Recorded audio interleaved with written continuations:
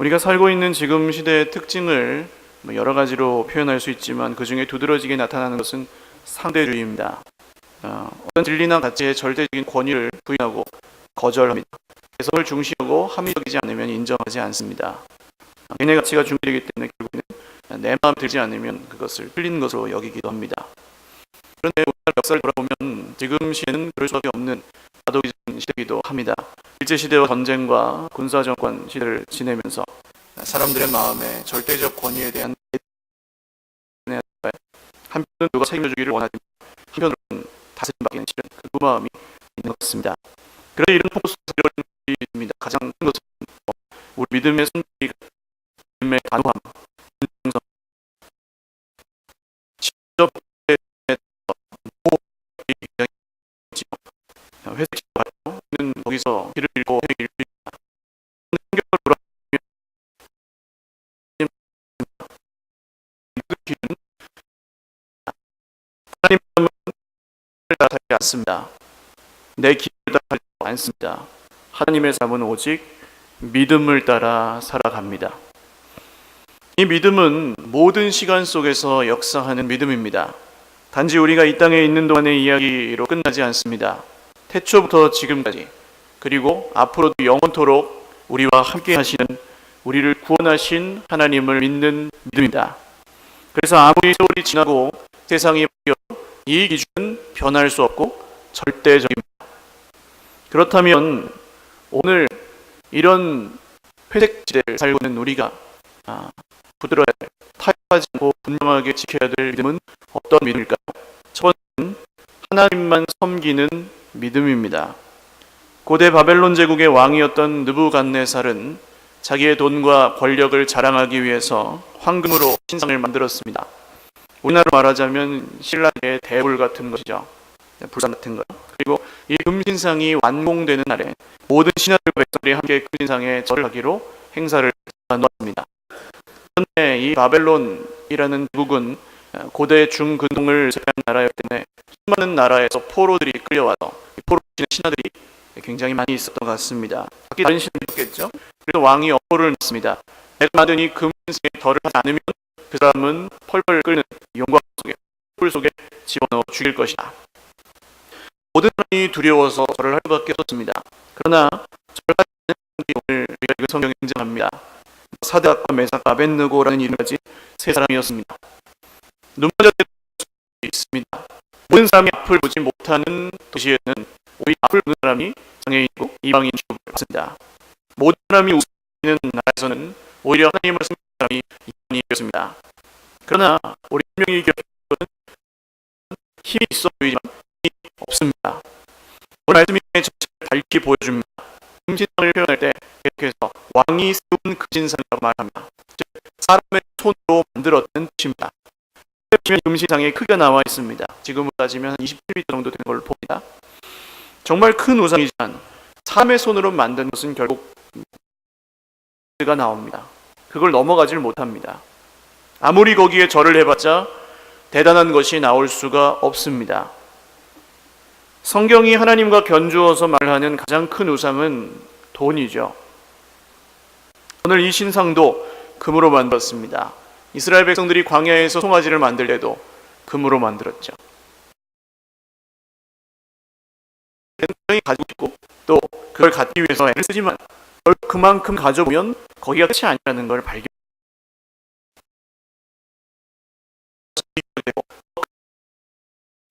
그래서 세상 종교에서는 이런 문제를 무소유, 흡족하고 가지고 가지 않는다 그런 뜻입니다. 그러나 이런 것을 말해도 마지막 순간에 안분리족과 소유를 보여줄 수 없습니다. 그러면 우리가 믿고 섬겨야 될 것입니다. 오직 하나님 아버지입니다. 이 세상에서 이런 일을 하더라도 우리는 하나님 아버지만 섬깁니다. 이 세상에서 손을 할지라도 우리는 하나님 아버지만 믿습니다. 형편을 말고 분명하고 단호하게 하나님을 믿고 섬기기를, 오직 하나님만을 믿으시기를 주님의 이름으로 축원드립니다. 두 번째는 말씀만 순종하는 믿음입니다. 아멘이 무슨 뜻이죠? 우리가 오늘 예배에만도 수십 번의 아멘을 하고 있습니다. 무슨 뜻입니까? 진실로라는 뜻입니다. 주님의 말씀을 들을 때 진실로 그렇습니다라고 인정하고 반응하는 그런 받아들이는 어떤 반응이 바로 아멘이지요. 그리고 이 아멘은 반드시 진심으로 나왔다면 순종으로 연결됩니다. 아멘이 나오지 않는 말씀에는 순종할 수 없습니다. 순종하는 척 할 수는 있지만 진짜 순종하기는 어렵습니다. 오늘 금신상에 절하지 않은 세 친구가 결국 붙잡혀서 왕 앞으로 끌려 나왔습니다. 이제 왕은 마지막으로 엄포를 놓습니다. 너희가 이 금신상에 끝까지 절하지 않는다면 저 끓는 풀무불 속으로 들어가게 될 것이다. 그러면 어떤 신이 너희를 거기서 건져낼 수 있겠느냐? 라고 도전합니다. 그때 이 세 사람이 이렇게 대답합니다. 16절을 같이 읽겠습니다. 시작. 사드락과 메삭과 아벳느고가 왕에게 대답하여 이르되 느부갓네살이여 우리가 이 일에 대하여 왕에게 대답할 필요가 없나이다. 아멘. 이 세 사람이 아주 담대하게도 왕에게 할 말이 없습니다 라고 끝내버립니다. 하나님의 사람은 하나님의 말씀 앞에서만 아멘 합니다. 다른 기준은 없습니다. 하나님의 말씀이니까 아멘입니다. 내 뜻과 달라도 내 마음에 들지 않아도 내 상황과 형편에 맞지 않아도 우리가 아멘 하는 이유는 그 말씀이 하나님 아버지의 말씀이기 때문입니다. 그런데 이게 어렵게 느껴지는 이유가 있지요. 세상이 자꾸 우리에게 아멘 하라고 합니다. 오늘 이 왕이 묻습니다. 너희 우상에게 절할래 하지 않을래? 죽을래 살래? 하나님이 있느냐 없느냐? 우리는 세상에서 날마다 이런 질문을 받습니다. 그리고 슬며시 우리 속에서도 이런 목소리가 들리기 시작합니다. 한 번 절하면 어때?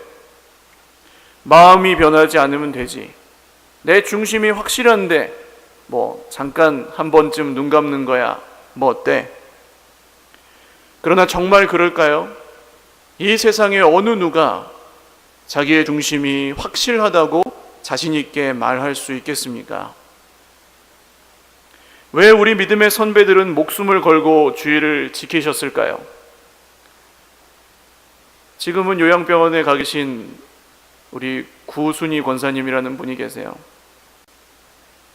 이분이 젊으셨을 때 6.25 전쟁이 났습니다. 북괴군들이 예배당을 집회 장소로 쓰려고 내놓으라고 했대요. 그때 이 권사님이 나를 죽이고 써라. 이곳은 집회하는 곳이 아니고 예배하는 곳이다. 라고 하니까 그 총칼로 무장한 인민군들이 이 권사님을 감히 어찌하지 못했다고 합니다. 물론 이 민심을 장악해야 하니까 그런 것도 있었겠지만 분명한 믿음, 단호하고 분명한 믿음 앞에서 세상은 우리에게 굴복하게 되어 있습니다. 그 어른이 95세까지 새벽 기도를 하셨어요. 지금은 좀 몸이 안 좋아서 요양병원에 가 계시지만 어른들이 우리보다 못 배워서 그렇게 하셨겠습니까? 오히려 못 배운 사람은 욕심이 더 많지 않습니까?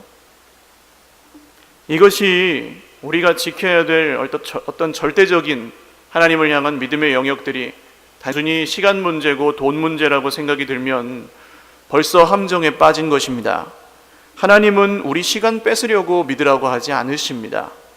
하나님은 돈이 없어도 일하시는 분이십니다. 그러면 무엇입니까? 믿음이 문제입니다. 어떤 목소리에 아멘하고 살 것인가? 이것이 우리의 당면 과제입니다. 슬쩍 열어둔 뒷문 하나로 온 집안이 다 털리게 되어 있습니다. 하나님을 향한 절대 신앙에 아멘하지 못하는 인생은 결국 더 큰 고난이 몰아닥칠 때 반드시 무너지게 되어 있습니다. 오늘 이 사람들은 왕의 질문에 대답하지 않습니다. 지금 단순히 벼슬을 잃어버리는 정도가 아니라 당장 죽을 수도 있는 상황이지만 그 말에는 아멘할 수 없습니다라고 말했습니다. 이것이 믿음입니다. 사랑하는 여러분, 하나님의 사람은 형편을 따라 말하지 않습니다. 오직 믿음으로 말합니다. 형편을 따라 말하는 사람은 형편을 따라 망하기도 하고 형편을 따라 잘 되기도 하겠지만, 믿음으로 말하는 사람은 하나님이 책임져 주시는 줄 믿으시기를 바랍니다. 마지막 세 번째는 보이지 않아도 믿는 믿음입니다. 첫 번째, 두 번째 드린 이 말씀을 모르는 분들은 없습니다. 하나님을 섬겨야 한다, 말씀에 순종해야 된다, 이런 이야기는 교회를 한두 달만 다녀도 수십 번을 들을 수 있는 이야기입니다. 그런데 왜 안 될까요? 당장 어떻게 될 것 같으니까 그런 걱정과 근심이 우리 마음을 사로잡아 두렵게 만듭니다.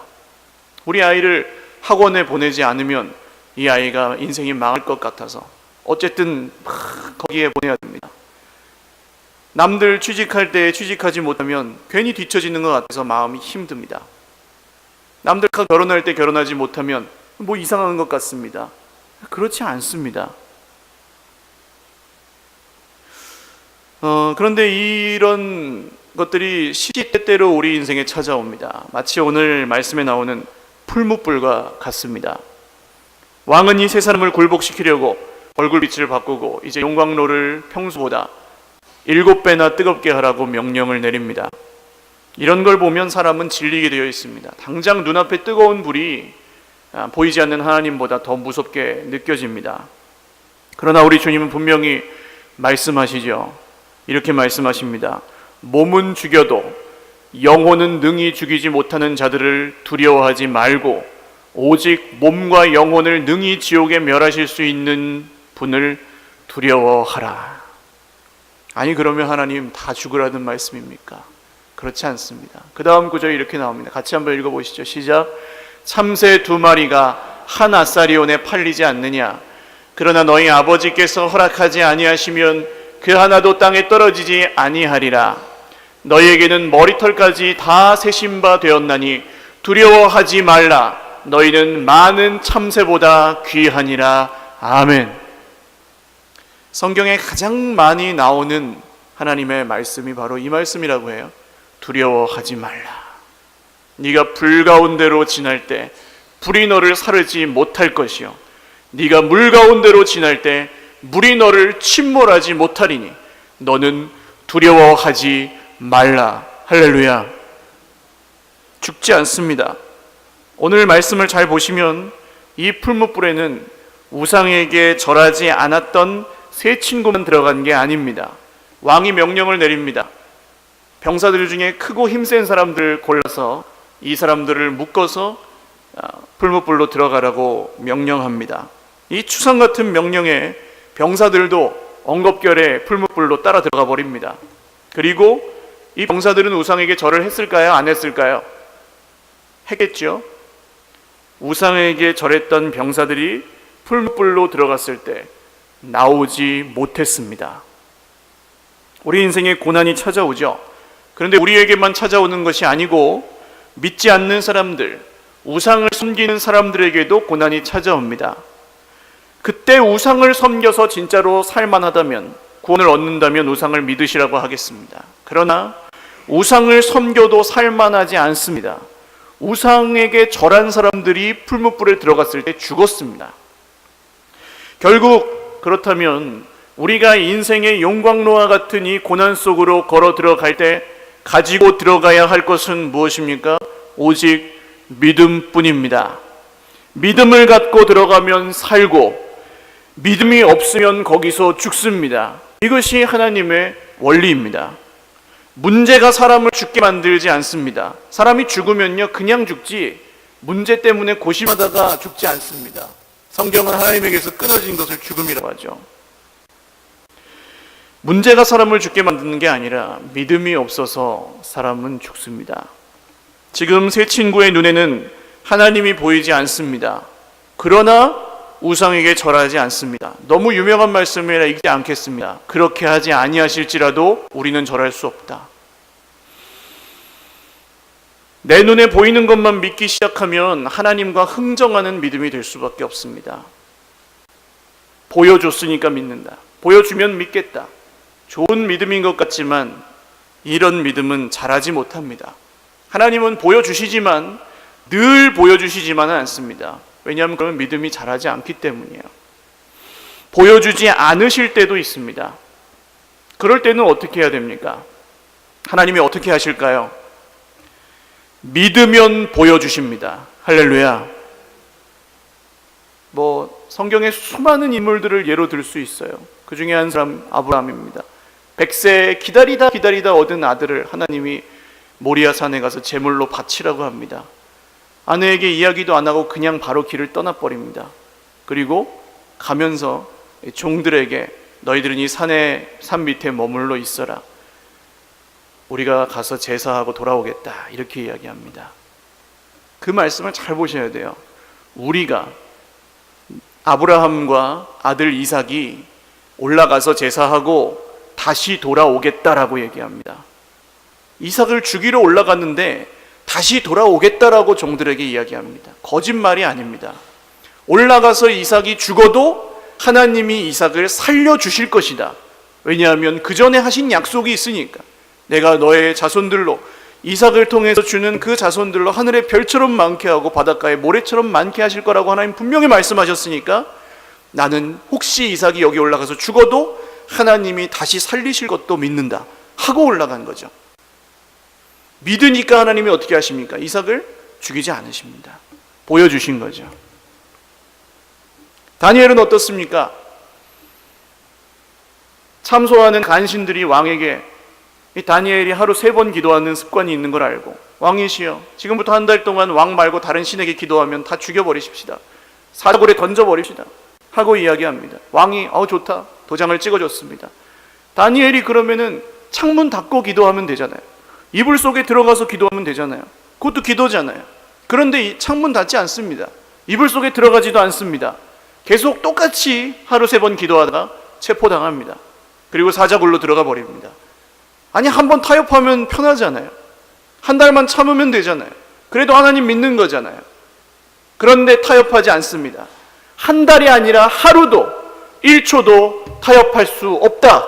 이것이 하나님을 믿는 믿음이었습니다. 수많은 믿음의 선배들이 이런 믿음으로 살았기에 오늘날 예수님의 복음이 우리 가운데도 전해졌습니다. 이 사람들이 이제 풀무불로 들어갑니다. 믿음만 가지고 들어갑니다. 딴 거 아무것도 없어요. 그때 왕이 깜짝 놀라면서 일어납니다. 분명히 들어간 사람은 3사람인데 어떻게 저 속에 4사람이 있느냐. 그리고 4번째 사람은 하나님의 아들과 같은 모양이다. 이렇게 이야기합니다. 신의 아들이라고 얘기하죠. 누가 구원하셨습니까? 누가 살려주셨습니까? 하나님이 구원해 주셨습니다. 인생의 풀무불 가운데 이런 고난 가운데서 우리가 결국 만나는 분이 누구십니까? 오늘 느부갓네살 왕은 잘 몰라서 신의 아들이라고 했지만 우리는 분명히 알고 있습니다. 우리가 이 고난의 풀무불 가운데 결국 만나고 우리를 구원해 주시는 그분은 임마누엘, 살아계셔서 우리와 함께 하시는 하나님, 하나님의 아들 예수 그리스도이십니다. 살아계신 하나님은 오늘 그 이름을 믿는 자들에게 반드시 응답하시는 하나님이십니다. 사랑하는 여러분, 오늘 우리 눈에 보이는 것이 우리의 생각과 다를지라도, 우리의 뜻과 하나님의 뜻이 다른 것처럼 여겨질지라도, 내 기도에 하나님이 침묵하시는 것처럼 보일지라도, 오늘 내 자존심이 너무나 상하고 내가 모든 걸 손해보고 포기하며 내려놓아야 한다 할지라도 하나님의 말씀에 아멘하고 그 말씀대로 응답하시는 하나님을 고난의 풀무불 속에서 만나시기를 주님의 이름으로 축원합니다. 그래서 오늘 우리에게 필요한 고백은 그리 아니하실지라도 라는 고백입니다. 이 믿음은 체념이 아닙니다. 될 대로 되라가 아닙니다. 죽으리라가 죽겠다는 얘기가 아닙니다. 살겠다는 얘기예요. 한번 따라하십시오. 하나님의 뜻대로 될 것입니다. 하나님이 말씀대로 이루실 것입니다. 할렐루야. 이 믿음이 날마다 곧내 풀무불 앞에 서 있는 저와 여러분에게 있으시길 주님의 이름으로 축원합니다. 말씀을 맺습니다. 이서원이라는 작가가 쓴 보통의 존재라는 책에 나오는 말입니다. 가수이기도 하는데요. 어제 한 포털 사이트에 대문에 떠 있었던 이 글게요. 같이 한번 읽어보겠습니다. 시작. 진정으로 굳은 결속은 대화가 끊기지 않는 사이가 아니라 침묵이 불편하지 않은 사이를 말한다. 이분 믿는 분인지는 모르겠는데 굉장히 진리를 꿰뚫고 있는 것 같아요. 하나님과 나누었습니다. 하나님과 우리의 대화가 끊기지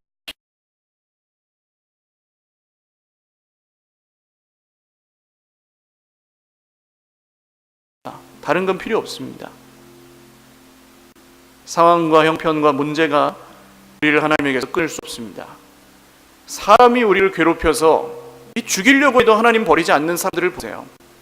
사람이 우리를 괴롭혀서 끊어지는 게 아닙니다. 돈이 없어서 끊어지는 것도 아닙니다. 목숨이 경각에 달아 있는데도 하나님을 버리지 않을 수 있습니다. 믿음으로. 그러나 그때 하나님이 침묵하시는 것처럼 느껴질 수 있습니다. 하나님이 침묵하시는 것처럼 느껴질 때 다른 데서 이유를 찾거나 핑계를 대지 마십시오. 그리고 하나님을 믿으십시오. 하나님은 반드시 오늘 우리가 날마다 직면하는 이 뜨거운 고난의 풀무불 속에서 믿음 없이 들어가면 반드시 죽을 그 위기 속에서 우리에게 믿음을 주시고 우리를 구원해 주실 것입니다. 같이 한번 기도하겠습니다.